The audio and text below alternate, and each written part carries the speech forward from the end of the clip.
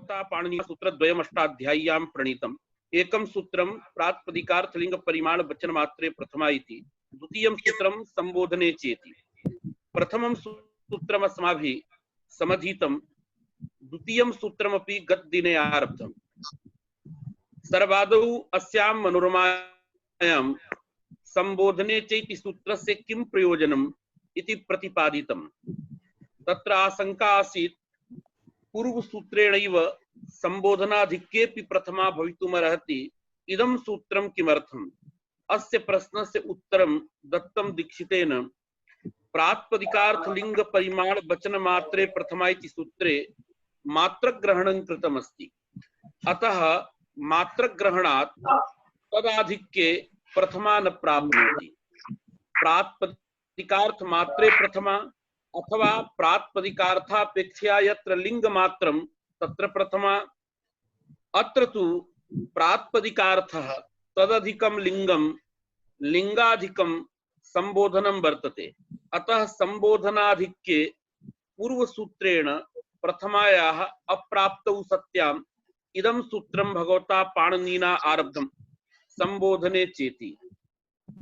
अस्मिन् सूत्रे आरभ्यमाणे प्रातिपदिकार्थापेक्षया लिंगापेक्षया यत्र संबोधन रूपः अर्थः अधिकः प्रतीयते तत्रापि अनेन सूत्रेण प्रथमा भवति।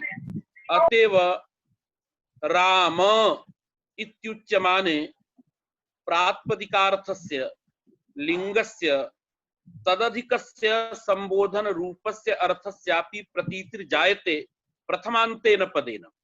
अतः संबोधनाधिक्ये प्रथमायाः अप्राप्तौ सूत्रमिदं रचितं भगवता पाणिनिना। इदं व्याख्यानं कृत्वा इदानीम् एकः विषयः मूले प्रतिपादितः।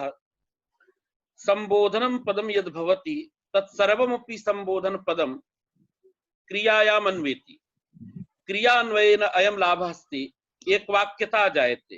एकवाक्यतायां सत्याम् आमन्त्रितस्य च इति सूत्रेण विधीयमानः सर्वानुदातः सिद्ध्यति। यदि संबोधन पदं क्रियायां नान्वेति तदा समानवाक्यस्य यद् लक्षणं तल्लक्षणं तत्र न घटते। समानवाक्यत्वाभावात् एकवाक्यत्वाभावात् समानवाक्ये निघात युष्मदस्मदादेशाः इत्यस्य अधिकारे विधीयमानाः निघातादयः स्वराः भवितुं नार्हन्ति। अतः संबोधन पदं क्रियायाम् अन्वेति इत्यर्थः प्रतिपादितः। तत्रापि प्राचीनव्ययोः कश्चन मतभेदः वर्तते। प्राचीनाः वदन्ति राम इत्यत्र यदा प्रथमायाः एकवचनं जातं संबोधन विभक्ति जायते तत्र संबोधन विभक्त्यर्थः संबोधनं प्रत्यार्थः वर्तते। प्रत्यार्थत्वात् तस्य प्राधान्यम् अंगीक्रियते। एवञ्च राम सु इत्यत्र प्रकृत्यर्थः रामः राम पदार्थः सुप्रत्यार्थे संबोधने विशेषणतया अन्वेति। एवञ्च राम संबंधी संबोधनम् इत्यर्थः। अत्र विभेदः वर्तते। शब्दरत्ने उच्यते अथवा एतस्य सूत्रस्य विषये यदि सम्यक्तया पठनीयं चेत् शेखर ग्रन्थः अवश्यं पठनीयः। अयमत्र मतभेदः वर्तते। नव्याः नागेश प्रभृतयः संबोधन विभक्त्यर्थस्य संबोधनस्य विशेष्यत्वं नाङ्गीकुर्वन्ति, अपितु विशेषणत्वमेव अंगीकुर्वन्ति।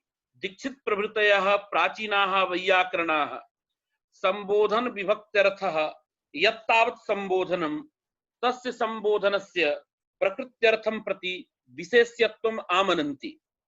एवञ्च राम प्रकृत्यर्थः सुप्रत्यार्थे संबोधने विशेषणं भवति। एवञ्च राम संबंधी संबोधनम् इत्यर्थः जायते संबोधन विभक्त्यन्तेन रामेति पदेन। पुनः संबोधन विभक्त्यर्थस्य संबोधनस्य कुत्रान्वयः इति चेत् इत्यत्रापि मतभेदः वर्तते। यद्यपि इदानीं विभक्त्यर्थस्य संबोधनस्य साक्षात् क्रियायां विशेषणत्वं प्रतिपादितम्, किन्तु अयं सिद्धान्तः नाङ्गीक्रियते कैश्चित्। तेषां मते विभक्त्यर्थस्य संबोधनस्य साक्षात् क्रियायाम् अन्वयः नास्ति, अपितु लोडर्थ प्रत्यार्थ प्रेरणायाम् अन्वयः, प्रेरणायाश्च पुनः क्रियायाम् अन्वयः। अयं विषयः परिष्कार पाठन काले उच्यते। इदानीं तु विभक्त्यर्थस्य संबोधनस्य क्रियायाम् अन्वयं मत्वा अत्र पाठ्यते यथा अत्र लिखितम्। एवञ्च राम मां पाहि इत्यत्र वाक्ये कीदृशः बोधः गतदिनेपि प्रतिपादितः अद्यापि किञ्चित् उच्यते।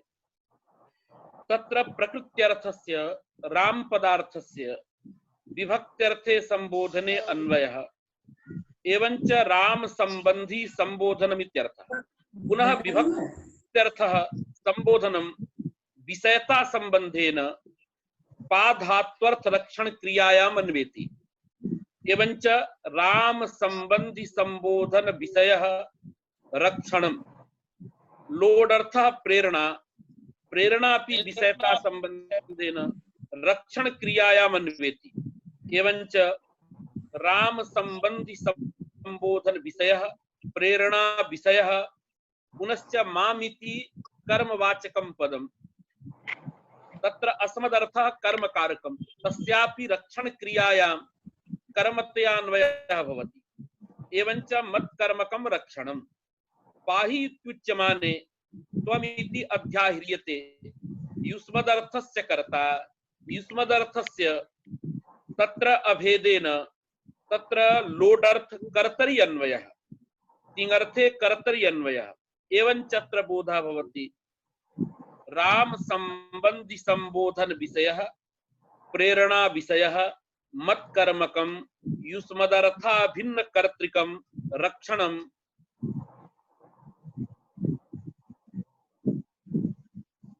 अनम्यूट करिए, आवाज नहीं आ रही है गुरुजी। श्रूयते? श्रूयते श्रूयते। एवं मूले प्रतिपादितम् आसीत्। तत्र एकं लक्षणमपि दत्तम् आसीत्। किमुक्तं? सविशेषणम् आख्यातं वाक्यम्, अर्थात विशेषण विशिष्टम् आख्यातं यद् भवति तद् एकं वाक्यम् उच्यते। यथा व्रजानि देवदत्त, अत्रापि व्रजानि देवदत्त इत्यत्र प्रकृत्यर्थस्य देवदत्तस्य संबोधन विभक्त्यर्थे संबोधने अन्वयः भवति। विभक्त्यर्थस्य संबोधनस्य व्रजन क्रियायाम् अन्वयः, लोडर्थः प्राप्त कालः, तस्यापि व्रजन क्रियायाम् अन्वयः। व्रजानि इत्यत्र उत्तम पुरुषः लोट्लकारस्य, अतः युष्मदर्थः कर्ता अत्र भवति।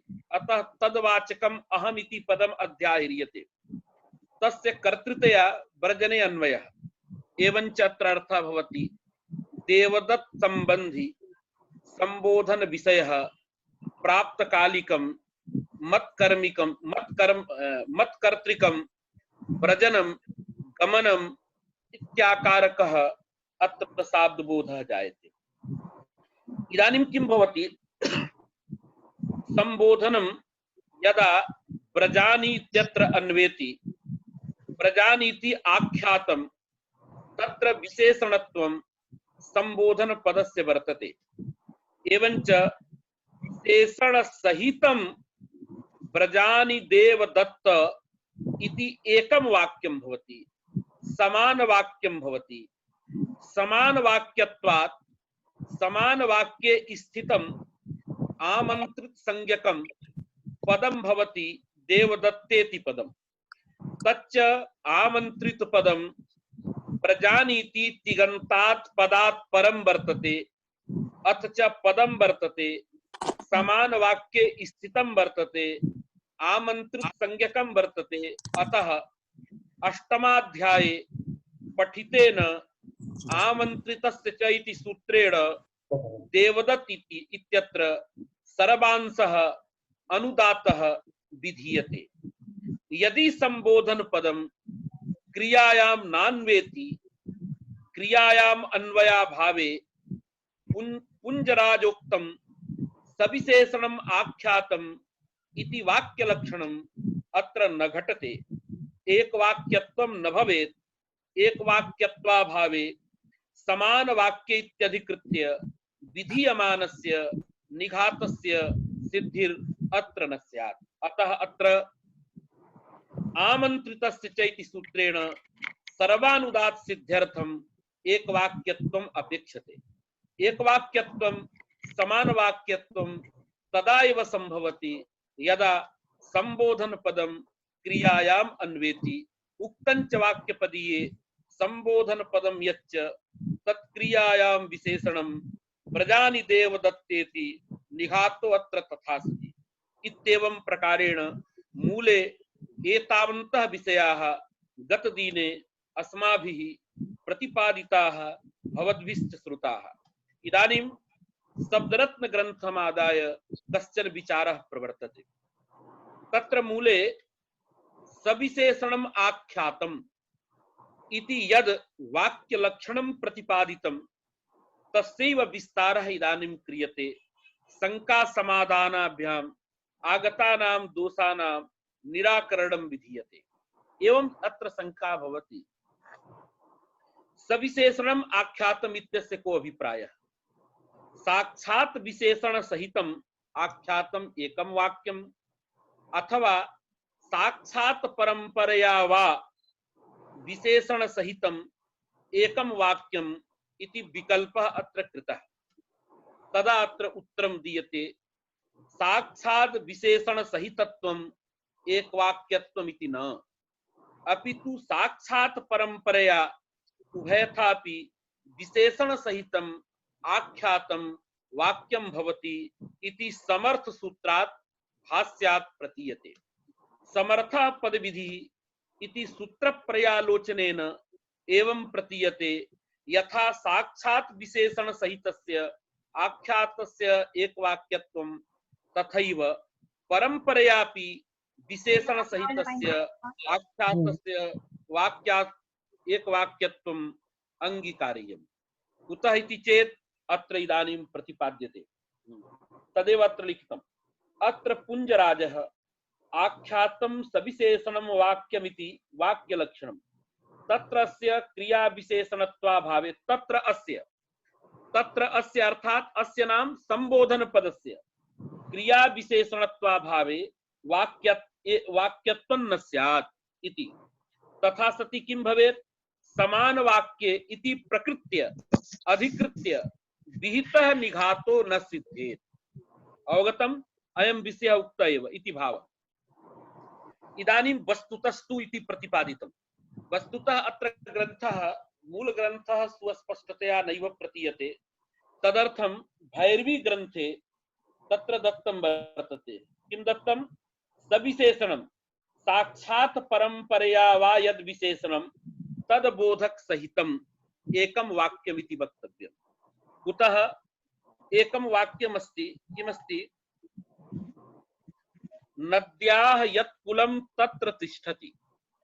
नद्याः यत् कुलं तत्र तिष्ठति इत्यर्थके नद्यास्तिष्ठति कुले इति वाक्यं वर्तते। एक वाक्य है जिसका अर्थ है नदी के किनारे पर बैठा है या बैठता है। नदी के किनारे पर, तट पर बैठता है। इस अर्थ को कहने वाला वाक्य है नद्याः तिष्ठति कुले। अत्र पश्यन्तु, नद्याः इति षष्ठ्यन्तं पदम्, षष्ठ्यर्थस्तावत् संबंधः। अत्र नद्याः नदी पदार्थस्य इदानीं कुले अन्वयः अस्ति, संबंधः अस्ति साक्षात्। तिष्ठति इत्यत्र साक्षात् संबंधो नास्ति। एवंच अत्र नद्याः तिष्ठति कुले, नद्याः तिष्ठति इदं भवद्भिः ज्ञायते सर्वैः। संस्कृत भाषायां किमपि पदं कुत्रापि स्थापयितुं शक्यते। तत्र नैव प्रयोग नियमार्थम इदं व्याकरणम् यथा भाष्ये प्रोक्तं वर्तते वृद्धिरादैचित्यत्र आहर पात्रम पात्रम आहर इति उभयथापि वक्तुं शक्यते। रामः ग्रामं गच्छति गच्छति ग्रामं रामः रामः ग्रामं गच्छति यथा कथंचिदपि प्रयोगः भवता कर्तुं शक्यते। केवलं तत्र वचन ज्ञानं भवेत् पुरुष ज्ञानं भवेत् इत्यादिकं समधिकृत्य ज्ञात्वा पदानि कुत्रापि स्थापयितुं शक्यन्ते। संस्कृत भाषायां पद नियमः नैव क्रियते। तर्हि नद्याः तिष्ठति कुले अथवा नद्याः कुले तिष्ठति इति उभयथापि प्रयोगः अस्मिन् अर्थे भवितुमर्हति। तर्हि नद्याः यत् कुलं तत्र तिष्ठति इत्यर्थे यदा नद्याः तिष्ठति कुले तदापि एक वाक्य घटकत्वं नद्याः इति पदस्य कुले इति पदस्य तिष्ठति इति पदस्य वक्तव्यमस्ति। तस्य फलं वर्तते तिङ् तिङः एकं सूत्रमस्ति। भवद्भिः सर्वैः सूत्रमिदं ज्ञायते। तिङ् अतिङः अतिङः इति पंचम्यन्तं पदं तिङ् इति प्रथमान्तं पदम्। एवञ्च अर्थः भवति अतिगन्तात् पदात् परस्य समान वाक्य स्थितस्य तिगन्तस्य पदस्य निघातः तिगन्तं पदं निहन्यते एवं सूत्रार्थः भवति। इदमपि सूत्रं समान वाक्ये प्रवर्तते। इदानीं पश्यतु नद्याः इति पदं साक्षात् क्रियायां विशेषणतां न लभते। नद्याः इति पदं तु पूर्वं कुले इत्यत्र अन्वेति कुले इत्यस्य पुनः तिष्ठति इत्यत्र क्रियायाम् अन्वयः।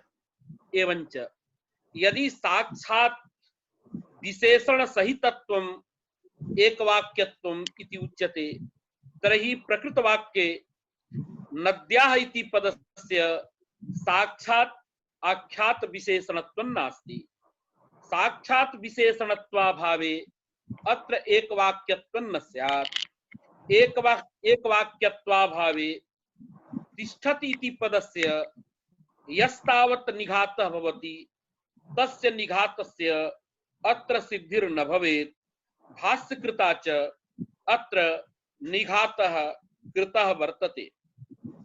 अतः इदम् अस्माभिः निश्चीयते इदम् अस्माभिः परिकल्प्यते यत् सविशेषणम् आख्यातं कुञ्जराजोक्तं लक्षणस्य लक्षणं यद् वर्तते तस्य अयम् अभिप्रायः साक्षात् परंपरया वा विशेषण सहितम् आख्यातम् एकं वाक्यं साक्षात् विशेषण सहितम् आख्यातं वाक्यम् इति न अपितु परंपरयापि यदि विशेषणम् अस्ति तदपि तद्वाक्य घटकमेव।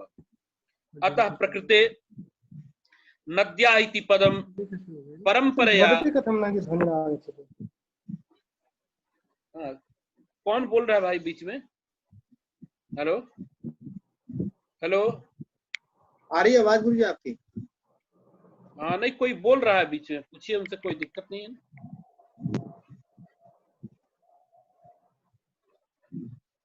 अतः प्रकृते नद्या इति पदम यद्यपि तिष्ठति इत्यत्र परंपरया विशेषणं वर्तते तथापि एकवाक्यत्वं भवति। एकवाक्यत्वे च सति अत्र निघात स्वरस्य सिद्धि अमुं विषयम् इदानीं शब्दरत्नकारः अत्र प्रतिपादयति। वस्तुतस्तु इत्यादिना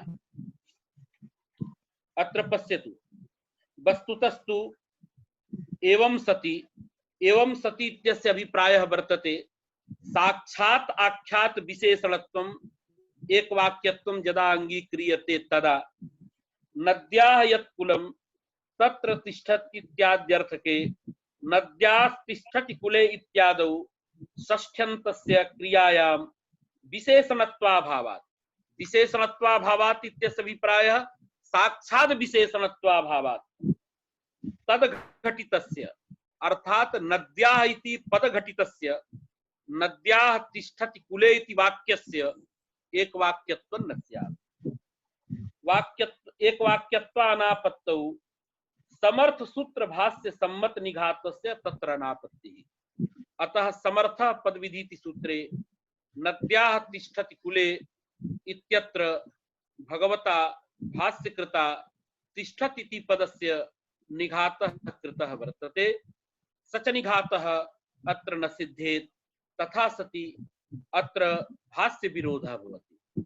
अतः अत्र भाष्य समर्थनाय भाष्यात् इदं निश्चीयते साक्षात् परंपरया उभयथापि आख्यात विशेषणम आख्यातस्य विशेषणम यदा भवति तदा एकं वाक्यं भवति।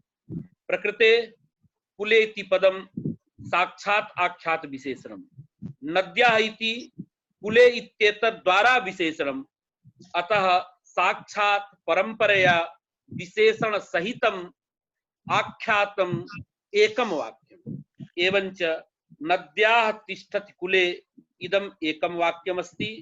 वाक्य घटकम पदात् परम तिगंतम पदम तिष्ठति इति पदम तस्य पदस्य तिंग अतिंगः इति सूत्रेण निघात सिद्धिर्भवति। या च सिद्धिः भाष्य सम्मता। भाष्यकारेणापि अत्र तादृशः स्वरः कृतः वर्तते। तदेव वदति तस्मात् सविशेषणम् इत्यस्य साक्षाद अन्य द्वारा वा यद विशेषणम् तत्सहितम् इत्यर्थो अवश्यं वाच्यः। अवगतं भवद्भिः। तस्मात् सविशेषणम् आख्यातम् इत्यस्य अर्थः भवति साक्षात् विशेषणं भवतु अन्य द्वारा अर्थात परंपरया वा विशेषणं भवति तद एकं वाक्यं। प्रकृते नद्याः इति पदं साक्षात् तिष्ठति इत्यत्र विशेषणं नास्ति, किंतु अन्य द्वारा अर्थात कुले इति पदद्वारा तस्य विशेषणता तिष्ठति इत्यत्र वर्तते। अतः एकं वाक्यं एक वाक्य घटकं भवति नद्याः कुले इत्यादीनि पदानि। एतेन तदेव उक्तं तस्मात् सविशेषणम् इत्यस्य साक्षात् अन्य द्वारा वा यद विशेषणं तत्सहितम् इत्यर्थो अवश्यं वाच्य। एतेन यतः पदात् परस्य पदस्य निघातादयः क्रियन्ते तयोः परस्परान्वय नियम इत्यपास्तम्। तर्हि किं जातम्? इदानीं पश्यतु, नद्याः तिष्ठति कुलम् इत्यत्र नद्याः इति पदं वर्तते। अस्मात् पदात् परं तिष्ठति इति यत् तिङन्तं पदं तस्य निघातः भवति। तयोः परस्परम् अन्वयः नास्ति, तथापि अत्र स्वरः जायते।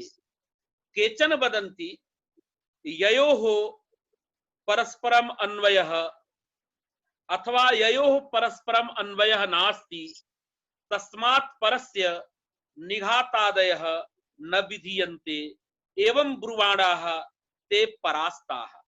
यतो हि नद्याः इत्यत्र यत् पदं वर्तते तस्मात् परं तिष्ठति इति पदम् अत्र अस्ति, तस्य निघातः भवति। तयोस्तावत् परस्परम् अन्वयः नास्ति, अर्थात् साक्षात् अन्वयः नास्ति।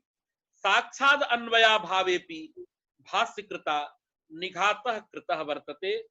अतः यैस्तावत् प्रोक्तं ययोः पदयोः परस्परम् अन्वयः नास्ति तस्मात् परस्य निघातादयः न भवन्ति इति उक्तवन्तः परास्ताः इति ब्रुवाणः परास्ताः।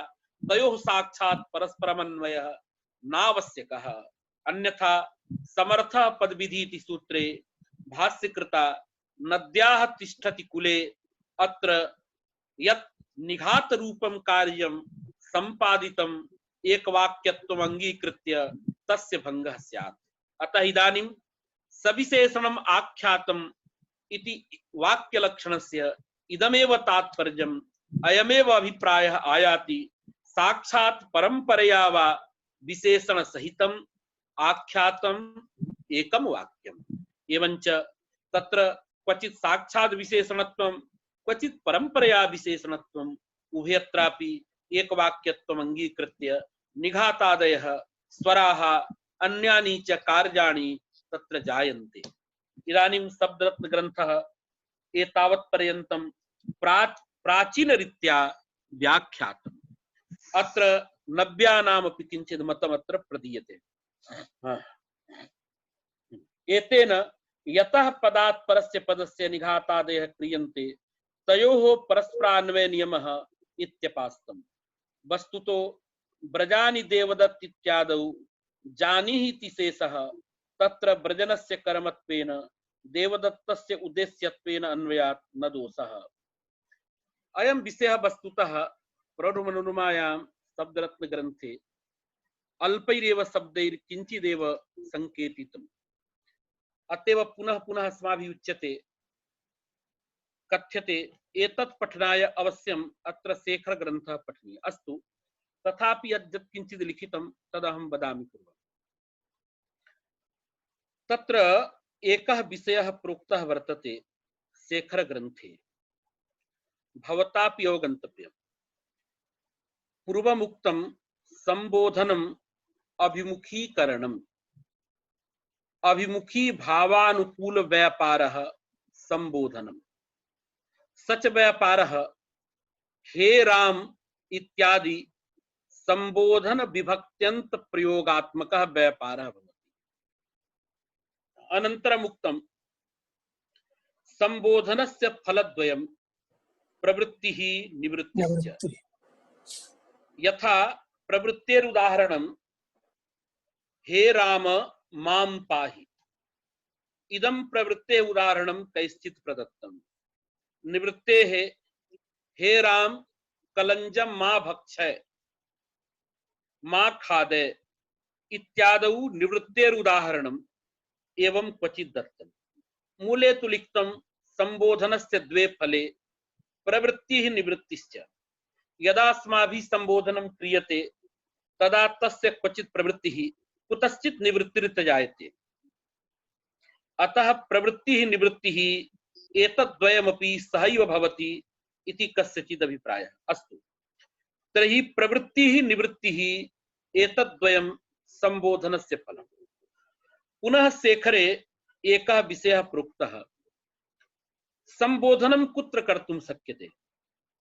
यथा मध्ये मार्गं कश्चन पुरुषः अस्माभिः दृश्यते, स देवदत्तः यज्ञदत्तो वा इति ज्ञानं नास्ति।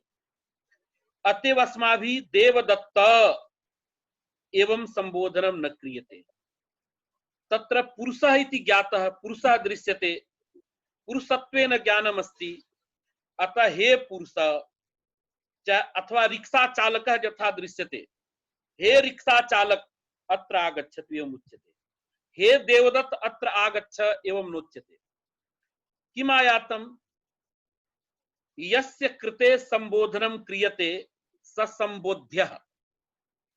तत्र द्वौ भवतः, एकस्तावत् वक्ता संबोधनकर्ता, येन वाक्यं प्रयुज्यते, संबोधन पदं येन प्रयुज्यते सः संबोधनकर्ता वक्ता।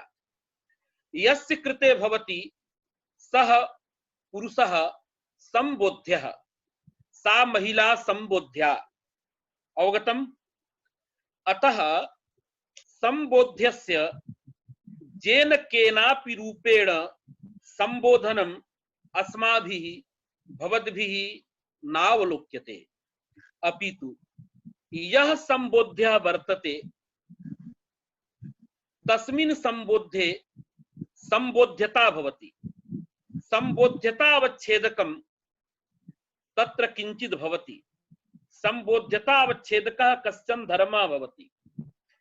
तेन धर्मेण संबोध्यस्य यदा ज्ञानं भवति तदा एव तेन रूपेण तस्य संबोधनम्। संबोध्यः देवदत्तः, संबोध्यता देवदत्ते, संबोध्यतावच्छेदकं देवदत्तत्वम्। तत्र देवदत्तत्वेन सः ज्ञातः भवति, तदा एव तेन रूपेण संबोधनं क्रियते। यथा राम मां पाहि, अत्र संबोध्यः रामः, संबोध्यता रामे संबोध्यतावच्छेदकम रामत्वम रामत्वेन रूपेण तस्य ज्ञानम अस्माकम अस्ति पूर्वम तदा राम इति उच्यते। मध्ये मार्गम प्राप्तस्य रिक्सा चालकस्य संबोध्यस्य रामत्वेन देवदत्तत्वेन वा संबोधनम न क्रियते। कुतः? रामत्वेन रूपेण तस्य सिद्धिर्नास्ति, ज्ञानम नास्ति। तस्य तु रिक्सा चालकत्वेन ज्ञानम अस्माकं वर्तते। अतः रिक्सा चालकत्वेनैव संबोधनम न तु रामत्वादिना संबोधनम अस्माभिः क्रियते। तन्नामना तत्र संबोधनम न भवति। अतएव हे रिक्सा चालक, हे यंत्र चालक, अथवा जिस रूप में हम जानते हैं उसी रूप में करते हैं। एवं सिद्ध्यति संबोध्यतावच्छेदक रूपेण संबोध्यस्य पूर्व ज्ञानम बिना सिद्धिम बिना संबोधनम न भवति। अतः संबोधन विभक्ति ही अनुवाद्य विषया विधेय विषया नास्ति। अनुवाद्यः नाम सिद्धः, उद्देश्यः उद्देश्यः सर्वदा ज्ञातः भवति, विधेयं तावत् अपूर्वं भवति। अतएव कश्चन राजा वर्तते पुरुषः, तस्मिन् राजत्वं वस्तुतः विद्यमानम् अस्ति, राजत्वेन रूपेण तस्य सिद्धिर्वर्तते। तदा अस्माभिः उच्यते हे राजन् युद्धस्व। इदानीं युद्धे राजा मृतः, तस्य पुत्रः युवा राजकुमारः वर्तते। स राजा नास्ति, इदानीं तस्य राज्याभिषेकः नास्ति, तस्य कृते राजन युद्धस्व इति प्रयोगो न भवति। एवं भवति राजा भव युद्धस्व, अर्थात तत्र प्रातिपदिकार्थ सूत्रेण प्रथमा, संबोधने चैति सूत्रेण प्रथमा न भवति। एवंच अनुवाद्य विषया संबोधने चैति सूत्रेण विधीयमाना प्रथमा विभक्ति। यत्र उद्देश्यवाचकं तत्रैव अनुवाद्य समर्पकं प्रातिपदिकं तस्मात् प्रातिपदिकादेव संबोधन विभक्तिर्जायते। अतएव राम माम पाहि इत्यत्र राम इति उद्देश्य भूतः। उद्देश्य भूतः यह भवति तस्य नियोजनं क्वचित् विधेयभूत क्रियायामेव भवति। उद्देश्यः उद्देश्य भूतः पदार्थः नियमेन विधेयम् आकांक्षते। तत्र विधेयभूता क्रिया रक्षणादि क्रिया एव भवति। अतः तस्यां रक्षणादि क्रियायां तस्य अन्वयः भवति। अतएव ते वदन्ति नव्याः तत्र संबोध्यस्य रामादेः उद्देश्य भूतस्य अनुवाद्यस्य तत्र रक्षणादि विधेयभूत क्रियायाम अन्वयः भवति उद्देश्य विधेय भाव संबंधेन। केन संबंधेन? उद्देश्य विधेय भाव संबंधेन। तन्मते एकः अपरोपि भेदः वर्तते। प्राचीनैस्तावत् संबोधन विभक्त्यर्थस्य संबोध्य संबोधनस्य विशेष्यत्वम् अंगीक्रियते। तैस्तु संबोधन विभक्त्यर्थः संबोधनम् अभिमुखी भावः, सच अभिमुखी भावः नैव प्रकृत्यर्थं प्रति विशेष्यः, सच अभिमुखी भावः प्रकृत्यर्थं प्रति विशेषणं भवति। एवंच तन्मते राम माम पाहि इति वाक्यात् कीदृशः बोधः एकवारम् अहं प्रतिपादयामि, भवतापि तथा वक्तव्यम्। अत्र राम इत्यत्र सुप्रत्यार्थः संबोधनम् अभिमुखी भावः तत्र प्रकृत्यर्थे रामे विशेषणं भवति। अभिमुखी भावाश्रयः रामः, अभिमुखी भाववान् रामः।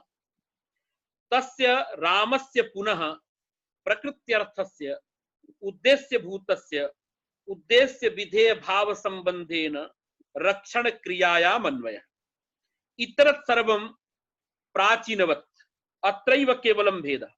प्राचीनाः किं वदन्ति? प्रकृत्यर्थः संबोधने अन्वेति, विभक्त्यर्थ संबोधने। विभक्त्यर्थस्य संबोधनस्य विषयतया रक्षणे अन्वयः। नव्याः वदन्ति संबोधनं प्रकृत्यर्थं प्रति विशेषणम्। अतः संबोधनं यत् अभिमुखी भावः प्राचीनाभिमतः तस्य संबोधनस्य प्रकृत्यर्थे विशेषणत्वम्।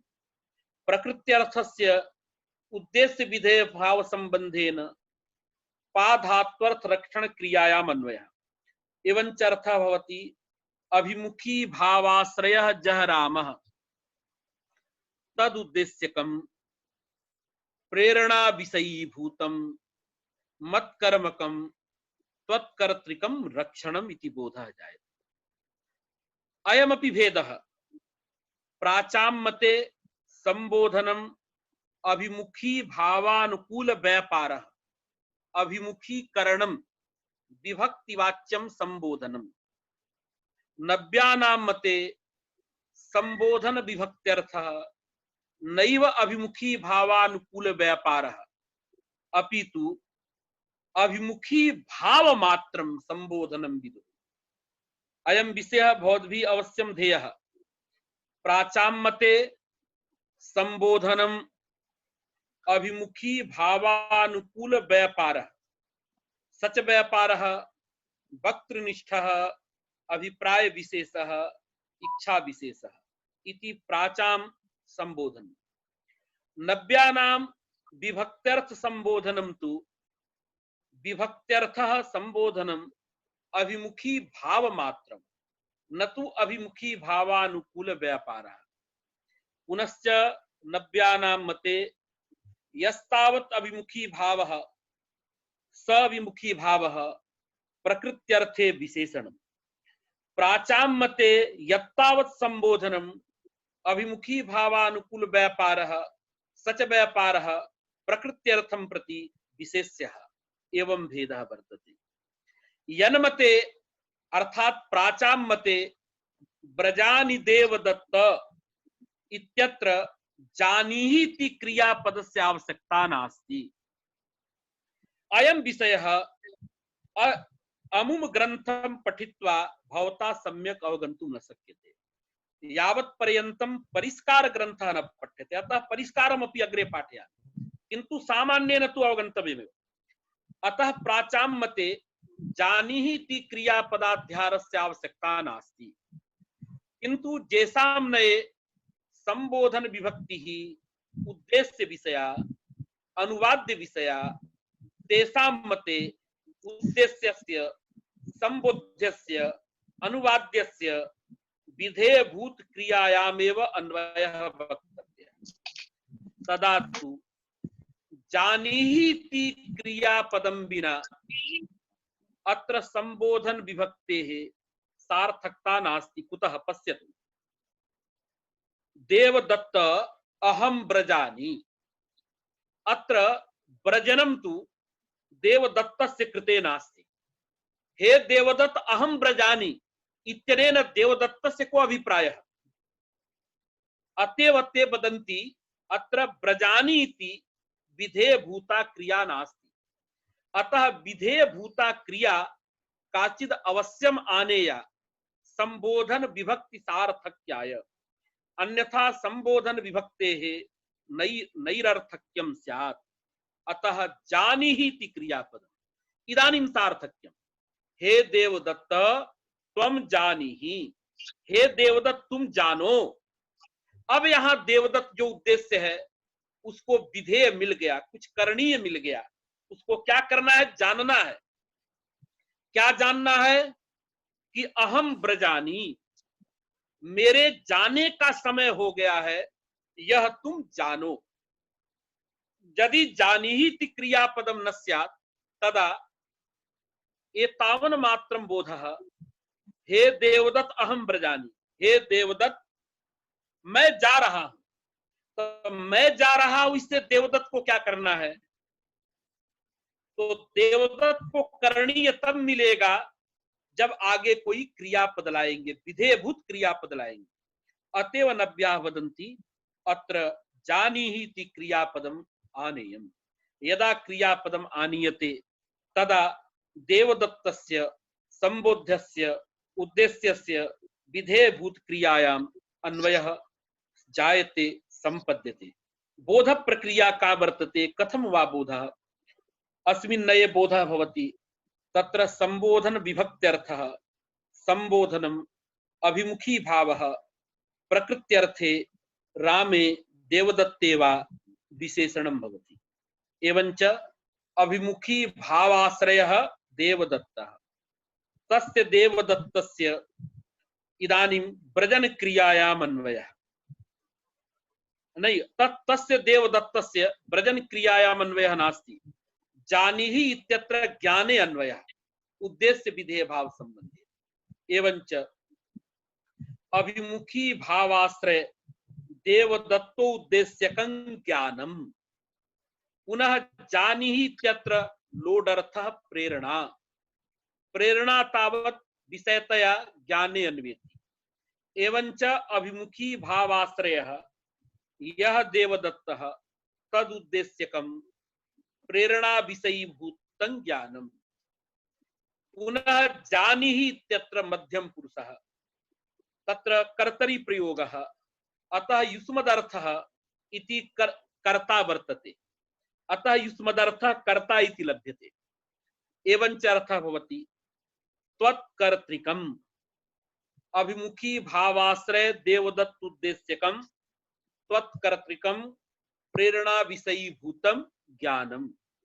पुनः कस्य ज्ञानम्? ज्ञानस्य कर्म किं?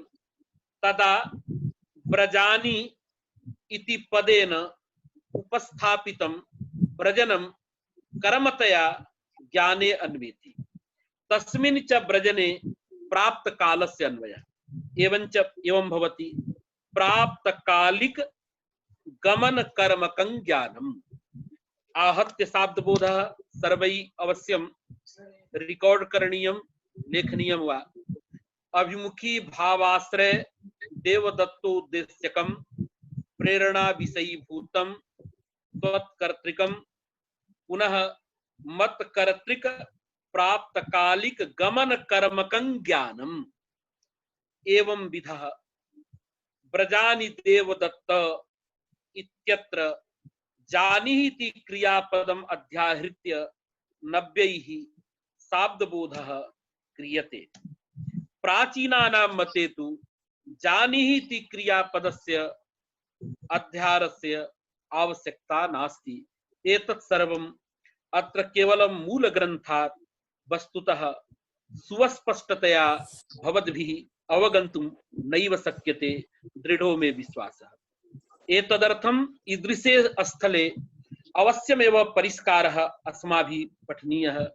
यावत्पर्यन्तं भवता अस्माभिः न्यायशास्त्रं किञ्चित् नैव पठ्यते, विशिष्य शाब्दबोध प्रक्रिया व्याकरणस्य ये परिष्काराः सन्ति तेषां परिष्काराणाम् अवबोधाय सर्वमपि न्यायशास्त्रं पठनीयमिति न। या खलु शाब्दबोध प्रक्रिया, सा शाब्दबोध प्रक्रिया अवश्यं पठनीया। वस्तुतः अत्र बहवः विषयाः सन्ति। संबोधने चेति सूत्रं भवन्तः सर्वे पठन्ति, पाठयन्ति च, किन्तु वस्तुतः तेन किमपि न भवति। इदानीं बहवः विषयाः भवतां कृते केवलं संकेतमात्रेण अहं वदामि। संबोधने चेति सूत्रस्य को अर्थः? संबोधनाधिक्ये प्रथमा अथवा संबोधने प्रथमा। यथा लिंगमात्रे इति सूत्रस्य अर्थः क्रियते प्रातिपदिकार्थापेक्षया यत्र लिंगमात्रम् अधिकं भासते तत्र स्वार्थे प्रथमा। प्रकृतेपि संबोधने चेति हेलो हेलो श्रूयते गुरुः, श्रूयते। तथैव भवतां सर्वेषां कृते अहं वचामि। तथैव संबोधने चेति सूत्रस्य कः अर्थः? प्रातिपदिकार्थापेक्षया लिंगापेक्षया संबोधन मात्रं यत्र अधिकं भासते ततः स्वार्थे प्रथमा ईदृशः अर्थः क्रियते। अथवा यथा प्राचां मते परिमाण मात्रस्य स्वातन्त्रेण परिमाणे अर्थे प्रथमा भवति इत्यर्थः। तद्वद् वर्तते किम् अत्र महान् भेदः। यदि संबोधनं प्रातिपदिकार्थः भवता उच्यते तदा तु एकः विरोधः समायाति। एतावत् पर्यन्तं पंचकं प्रातिपदिकार्थः सोढ़ा वा प्रातिपदिकार्थः भवद्भिः श्रुतः वैयाकरणे श्रुतः न वा? किंतु यदि संबोधनमपि प्रकृत्यर्थः प्रातिपदिकार्थः तदा तु कष्टं भवति। इदानीं न्याय विरोधः पश्यतु। हे राम इत्यत्र रामत्वं रामः द्वयं द्वयं जातं, पुनश्च अत्र लिंगमपि जातं, पुनश्च कर्तापि भवति, शब्दोपि भवति, संबोधनमपि भवति। एवमेव नव्यमते द्रोणः इत्यत्रापि पश्यतु। द्रोणः द्रोणत्वं पुंस्त्वं कारकं शब्दः परिमाणं प्रायेण सप्त प्रातिपदिकार्थाः भवन्ति। अतः यदि संबोधनं प्रकृत्यर्थः तदा सोढ़ा प्रातिपदिकार्थः इति विरोधः समायाति। अतः अत्र मुख्यः प्रश्नः वर्तते यथा लिंगमात्रे प्रथमा इत्यस्य प्रातिपदिकार्थापेक्षया यत्र लिंगम अधिकं भासते ततः स्वार्थे प्रथमा अयमर्थः, अथवा प्रातिपदिकार्थापेक्षया यत्र संबोधनम् अस्ति अधिकं तत्र संबोधने प्रथमा न तु स्वार्थे प्रथमा। वस्तुतः अयं विषयः यावत् पर्यन्तं भवता परिष्कार ग्रन्थः न पठ्यते किंच यथा मुहुर्मुहुः मया प्रतिपादितं प्राचां मते राम संबंधी संबोधन विषय। राम संबंधी इत्यत्र संबंधः कः? संबोधनं च किं कथं वा अन्वयः? यदा एकैकं पदार्थः भवता एकैकः पदार्थः सम्यक् न दृश्यते तदा वस्तुतः बोधः न भवति, सामान्येन अवबोधः जातः। तदर्थम् अत्र टिप्पण्यां परिष्काराः दत्ताः सन्ति।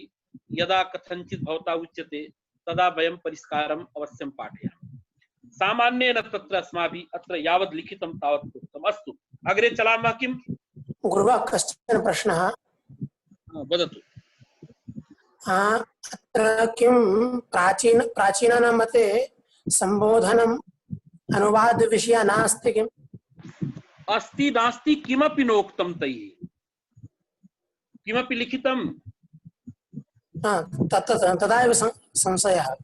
अतएव नैव यथा तेषाम् अन्वय प्रकारः तदा तु अनुवाद्य विषयता नापेक्षते।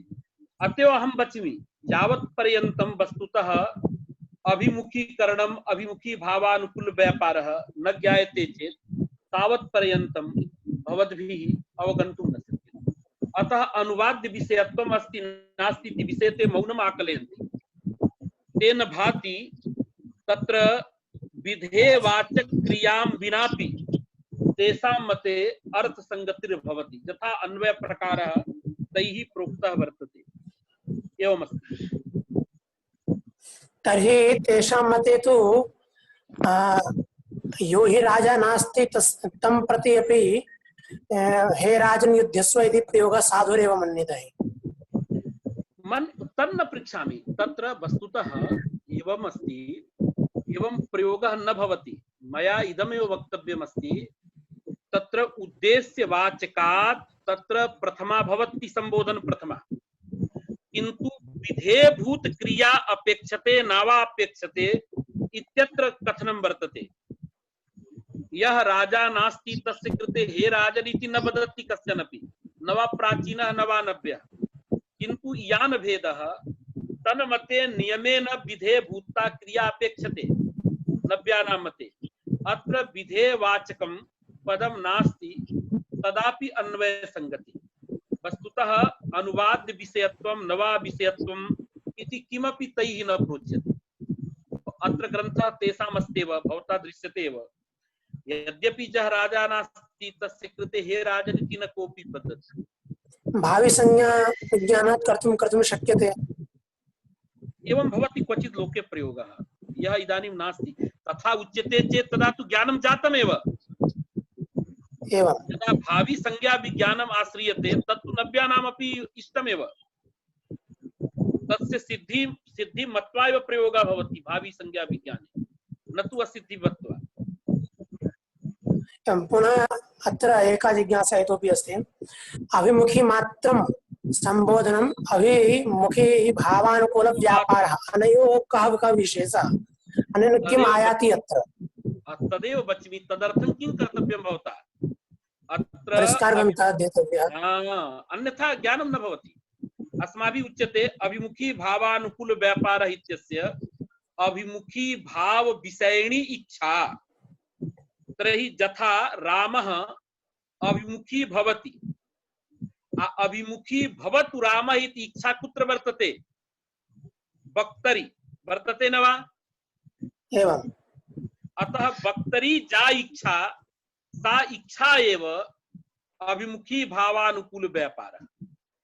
तस्य फलम् अभिप्रायस्य फलम् इच्छारूप व्यापारस्य फलम् अभिमुखी भावः। सच अभिमुखी भावः संबोध्य तिष्ठति। अवगतम्? संबोध्यः जः राम पदार्थः तन्निष्ठः जः अभिमुखी भावः, तम अभिमुखी भावम् इच्छति कः? वक्ता। अतः वक्तुरिच्छा एव संबोधनम् एवं तैः प्रतिपाद्यते। अत्र अभिमुखी भावानुकूल इत्यत्र अनुकूलत्वं नैव जनकत्वम्, अनुकूलत्वं जनकत्वं नास्ति, अपितु विषयकत्वम्, अर्थात अभिमुखी भाव विषयिणी इच्छा इत्यर्थः, न तु अभिमुखी भाव जनिका इच्छा इत्यर्थः। अवगतम्? हेलो? एवमेव।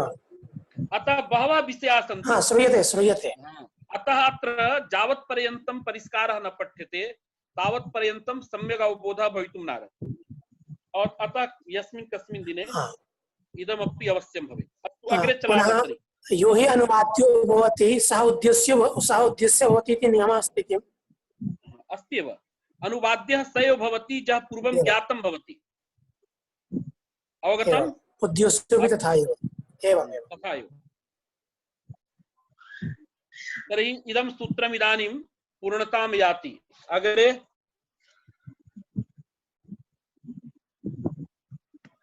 वदतु। समय कितना हो रहा है अभी? 8:52। चलिए बहुकालः वर्तते। अग्रे पठामः।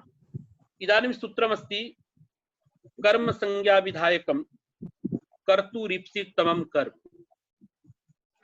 अत्र इदं सूत्रं कारके इत्यस्य अधिकारे भगवता पाणिनिना पठितं वर्तते।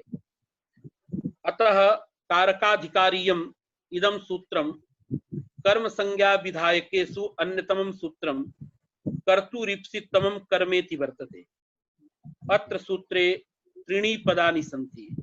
कर्तुः ईप्सिततमं कर्मेति। कर्तुः इति षष्ठ्यन्तं पदम्, ईप्सिततमम् इति प्रथमान्तं पदम्, कर्मेति प्रथमान्तं पदम्, एवञ्च त्रिपदात्मकम् इदं सूत्रम्।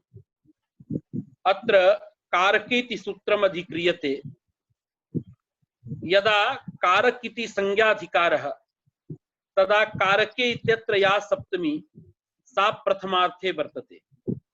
एवञ्च कारके इत्यस्य अत्र कारकम् इत्यर्थः। स्यादिति क्रियापदञ्च अध्याह्रियते।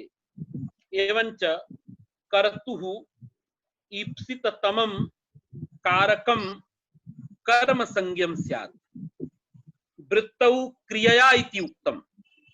क्रियया इति पदं न कुतश्चित् अनुवर्तते, अपितु सामर्थ्यलभ्यं क्रियापदम्। कीदृशं तत् सामर्थ्यं व्याख्यानावसरे अस्माभिः प्रोच्यते। अतएव क्रियया इति उक्तम्। क्रियया इति पदं नैव अधिकारलब्धम्, अपितु सामर्थ्यलब्धम्, आकांक्षालभ्यम्।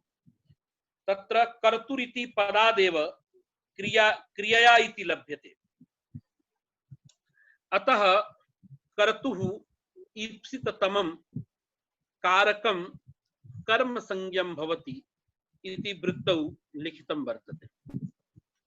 अत्र कर्तुः इत्यत्र कथं षष्ठी, केन सूत्रेण षष्ठी, एतत् सर्वं ज्ञानात् प्राक् ईप्सित तमम इत्यस्य ज्ञानम अपेक्षितम। यावत् पदम यावत् कालम ईप्सित तमम इति पदस्य व्युत्पत्तिः अर्थः अस्माभिः नावगम्यते तावत् पर्यन्तं कर्तुरिति विवरणस्य प्रयोजनमेव नास्ति। अतएव सर्वादौ ईप्सित तमम इत्यस्य विवरणम् अत्र क्रियते। भवद्भिः ज्ञातमेव, अत्र सर्वे वदन्ति जानन्ति, अधिकं नैव वक्तव्यमस्ति। अत्र आप धातुः सन प्रत्ययः, पुनः द्वित्वम्, अभ्यासलोपः, इत्वम्, एवञ्च ईप्सिति सनन्तः धातुः, प्रत्यान्तः धातुः। अत्र धातुः वर्तते ईप्स। अत्र शुद्धः धातुः आप धातुः, सन प्रत्यय कृते सति प्रत्यान्तः धातुः ईप्स धातुः।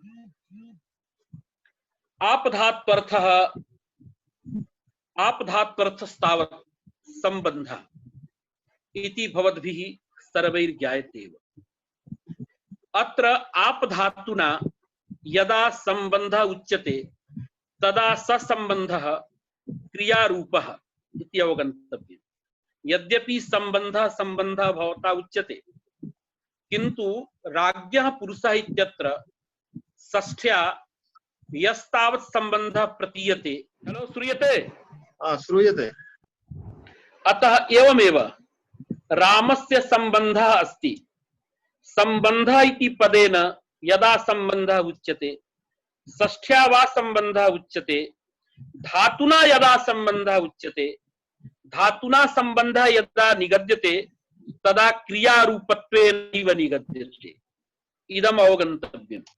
किमर्थम् अहं वच्मि, सर्वे पाठयन्ति, सर्वे पठन्ति, किन्तु यावत् पर्यन्तम् इदं रहस्यं नावगम्यते तावत् पर्यन्तम् अत्रत्यां पंक्तिं सम्यक् अवगन्तुं नैव शक्नुमः वयम्।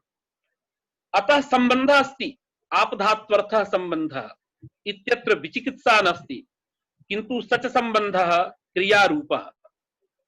अत्र साध्यत्वेन तस्य प्रतीतिः धातुना उपस्थाप्यत्वात्। अतः इप्स धातुः अत्र वर्तते। इप्स अत्र न्याय दृष्ट्या पदद्वयम्, एकस्तावत् आप धातुः, द्वितीयस्तावत् सन प्रत्ययः। व्याकरण दृष्ट्या पुनः एकः धातुः सनन्तः, तर्हि आप धात्वर्थः संबन्धः सन प्रत्ययस्य इच्छार्थः। एवञ्च इप्स इत्यस्य धातोः सनन्तस्य संबन्धेच्छा अर्थः। अत्र इप्स धातुः संबन्धेच्छार्थकः। अतः किं वक्तव्यम् अस्माभिः? इप्स धातुः संबन्धम् इच्छाञ्च ब्रूते। अतः इप्स धातौ इच्छार्थकत्वम् आगतम्। संबन्धेच्छां ब्रुवाणः अयं धातुः इच्छार्थकः धातुः, इप्स धातुः वर्तते। तत्र शुद्धाम् इच्छां ब्रूते यः धातु सैव धातु इच्छार्थक इति न। यथा कथंचिदपि इच्छां ब्रूते स धातु इच्छार्थकः। अतः प्रकृते संबन्धेच्छां ब्रुवाणः सनन्तः इप्स धातुः इच्छार्थकः धातु संवृत्तः। अतः इच्छार्थकात् इप्स धातोः इदानीं मति बुद्धि पूजार्थेभ्यश्च इति सूत्रेण अक्त प्रत्ययः जायते। अयञ्च अक्त प्रत्ययः एभ्यः धातुभ्यः वर्तमान काले विवक्ष्यते। कर्मणि च अर्थे अत्र अक्त प्रत्ययः जातः। एवञ्च इप्स धातोः इच्छार्थकात् वर्तमान काले कर्मणि अर्थे विवक्षिते अत्र त प्रत्ययः।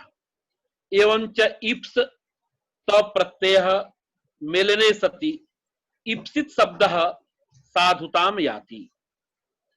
अत्र सूत्रे मति बुद्धि पूजार्थेभ्यश्चिति सूत्रे मति शब्दः बुद्धि शब्दः इमौ द्वौ शब्दौ आगतौ कोशे इमावभावपि शब्दौ समानार्थकौ प्रोक्तौ वर्तेते। भवता तत्रत्यः कोशः द्रष्टव्यः मतिरिति बुद्धिपर्यायः, किन्तु प्रकृतसूत्रे मतिर्नाम बुद्धिर्नास्ति, मतिर्नाम इच्छा, सूत्रे पुनः बुद्धि ग्रहण सामर्थ्य। यदि मति पदेन बुद्धि गृह्यते तदा पुनरुक्तस्य बुद्धि ग्रहणस्य सूत्रे वैयर्थ्यं स्यात्। अतः मति बुद्धि पूजार्थे व्यस्थिते सूत्रे मति पदेन इच्छा ग्राह्या। एवंच मत्यर्थकः ज्ञानार्थकः पूजार्थकस्य यः धातुः तेभ्यः धातुभ्यः तत्र वर्तमान काले कर्मणि अक्त प्रत्ययः भवति। प्रकृते अत्र इप्स धातुः मत्यर्थकः अर्थात इच्छार्थकः वर्तते।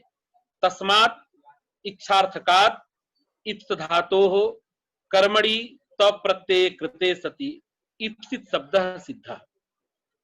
पुनः ज्ञायते भवता अतिशयेन इप्सितम् इत्यर्थे अतिशयने तमभिष्ठनौ इति सूत्रेण तम प्रत्ययः भवति, तेन इप्सित तमम् इति रूपं सिद्ध्यति। अत्र प्रकृते इदमेव वाच्यम् अस्माभिः। पश्यतु, अत्र इप्सित शब्दः यदा निर्मितः तदा इप्स धातुः तप्रत्ययः वर्तमाने कर्मणि इप्स इत्यस्य संबंधेच्छा अर्थः तप्रत्ययस्य कर्म कारकम् अर्थः वर्तमान कालस्य। अत्र एकः विषयः अत्र भवद्भिः प्रसंगात् अवगन्तव्यः। तत्र सविषयार्थकाः ये धातवः भवन्ति तेभ्यः धातुभ्यः विहितानां कर्म प्रत्ययानां विषयो अर्थः विषयतावान अर्थः।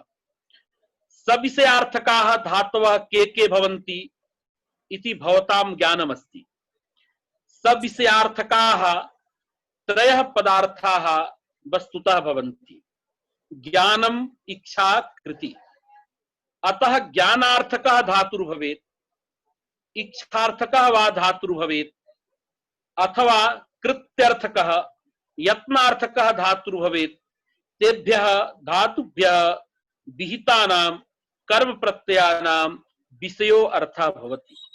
एकं दृष्टान्तम् अहं वदामि। ज्ञातो घटः। ज्ञातः इत्यत्र ज्ञा धातोः तप्रत्ययः कर्मणि वर्तते।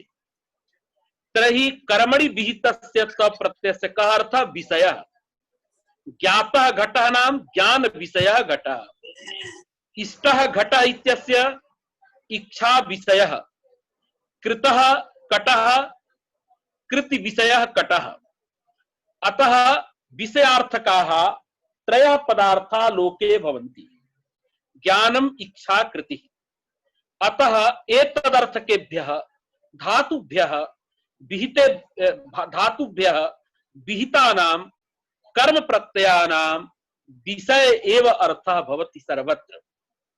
यद्यपि विषय शब्दस्य प्रयोगः अन्यत्रापि भवति, सच प्रयोगः भाक्त प्रयोगः त्रयाणामेव सविषयकत्वात्। अन्यत्र विषय इति शब्दस्य प्रयोगः नास्ति इति न, अन्यत्र वर्तते, किन्तु स भाक्तः प्रयोगः मुख्य प्रयोगः त्रिषु स्थलेषु भवति। एवंच इप्स धातोः विहितः यः तप्रत्ययः तस्य विषयः अर्थः विषयतावान अर्थः विषयता आश्रयः अर्थः। एतत्त्रयम् पर्यायभूतम्। कुतः? यः विषयः भवति स एव विषयतावान भवति, स एव विषयता आश्रयः। अतः विषयः उच्यताम्, विषयतावान वा उच्यताम्, विषयता आश्रयः उच्यताम् इति अनर्थान्तरम्। एकः एव अर्थः, समान एव अर्थः। एवंच इच्छार्थकः धातुः इप्स धातुः तस्मात् विहितस्य तप्रत्ययस्य विषयतावान अर्थः विषयता आश्रयः अर्थः। पुनः इप्सित शब्दात् जायमानः जायमानस्य तमपः प्रकर्षः अर्थः। प्रकर्षः अतिशयः। सच अतिशयः कुत्र प्रतीयते? प्रकारीभूते अर्थे। प्रकृत्यर्थे यः प्रकारः भवति तत्रैव अतिशयः प्रतीयते। अत्र तमप प्रत्ययस्य प्रकृतिः वर्तते इप्सित इति। इप्सित शब्दस्य को अर्थः? संबंधेच्छा विषयः। तत्र विषयः प्रधानं वर्तते। संबंधेच्छा प्रकृत्यर्थे। प्रकृत्यर्थे नाम अत्र प्रकृतिः तमपः प्रकृतिः तद्धितस्य प्रकृतिः। तमपः तद्धितस्य प्रकृति इप्सित इति। इप्सित पदेन उपस्थापितः अर्थः संबंधेच्छा विषयः। तत्र प्रकारीभूतो अर्थः संबंधः। तस्मिन् संबंधे अतिशयः प्रकर्षः अवगम्यते। कीदृशः स प्रकर्षः अनन्तरं वच्मि। इदानीम् उच्यते चेत् तस्य बोधः न भवति।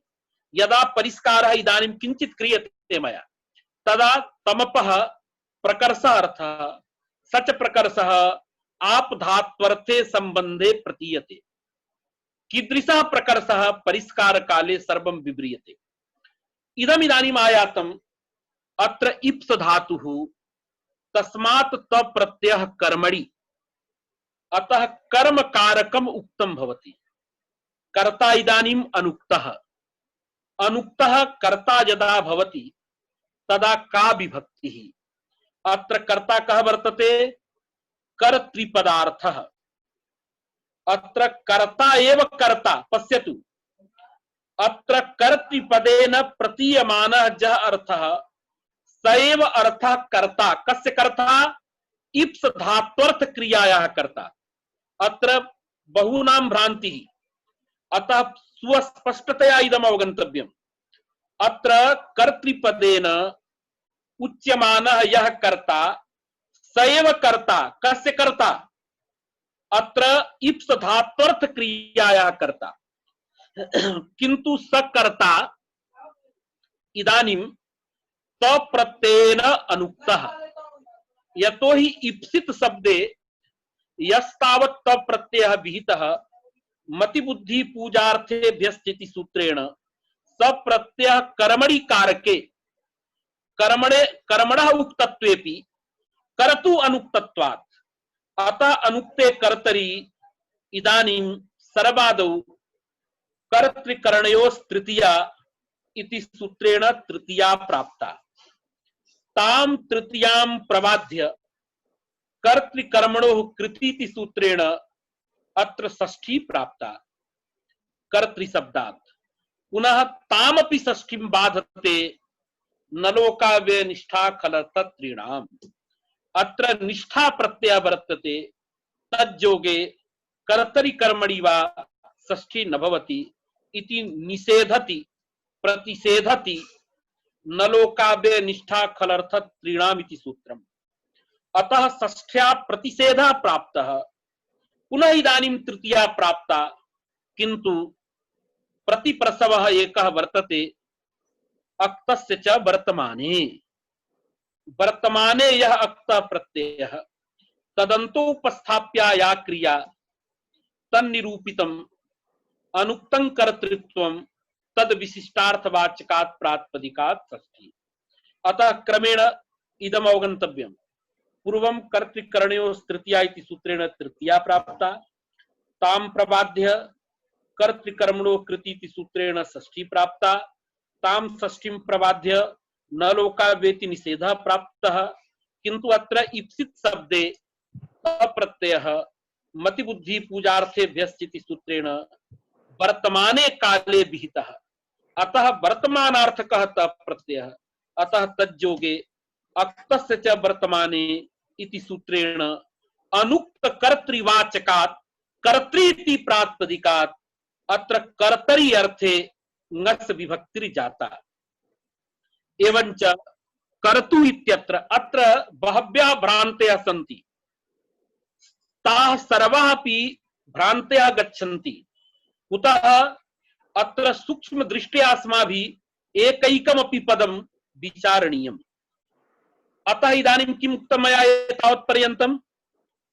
इप्सितमम् इत्यत्र परिष्कारः न कृतः, केवलम् एतावदुक्तम् इप्स धातुः इच्छार्थकः, तस्मात् धातुः मति बुद्धि पूजार्थेभ्यश्चिति सूत्रेण कर्मणि तप् प्रत्ययः वर्तमान काले च तप् प्रत्ययः एवञ्च वर्तमान कालः कर्म कारकम् एतद् अर्थद्वये तप् प्रत्ययः विहितः वर्तते। तेन कर्मणः उक्तत्वेपि कर्तुः अनुक्तत्वम्। वर्तमान काले विहितत्वात् न लोकाव्ययति निषेधं बाधित्वा अत्र अक्तस्य च वर्तमाने इति सूत्रेण अत्र कर्तरि षष्ठी भवति। एवञ्च अत्र कर्तुः इत्यत्र अक्तस्य च वर्तमाने इति सूत्रेण षष्ठी विहिता वर्तते। अन्योपि विषयः, इदानीं कर्म एव कर्म कारकं पश्यतु। इप्सिततमं किं कारकं कर्म, एतद्द्वयम् इप्सिततमम् इत्यत्र तप् प्रत्ययेन उक्तम्, अतएव इप्सिततमम् इत्यत्रापि प्रथमा, कारकम् इत्यत्रापि प्रथमा, कर्म इत्यत्रापि प्रथमा।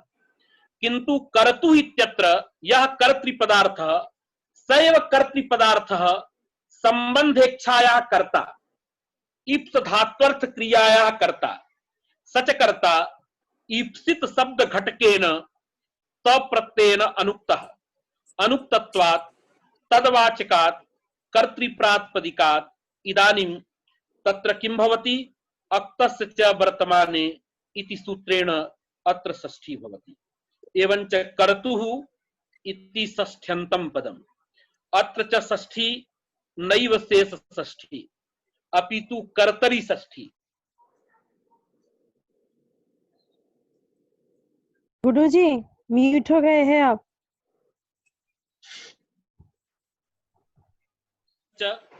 एवं सामान्येन अद्य अत्रैवस्तु स्व एतस्य किंचित विवरणम् अग्रे एकैकं पदम् आदाय वयं कुर्मः। गुरुजी एक चीज था। हाँ बोलिए। वो हाँ बोलिए बोलिए। गुरुजी प्रकारीभूतस्य अर्थस्य प्रकर्षत्वं बोध्यते। हाँ हाँ। तत्र हि यथा प्रकारीभूतः सम्बन्धरूपो अर्थः तथैव इच्छापि वर्तते प्रकारीभूता। तर्हि सम्बन्धगतमेव प्रकर्षत्वं कथं बोधयति? हाँ तत्र कारणमस्ति, तद् वदामि। स्वः एतद् विषये ब्रूमः सर्वं। तत्र इच्छायां कथने लाभः नास्ति, यतः सम्बन्धे एव वक्तव्यम्।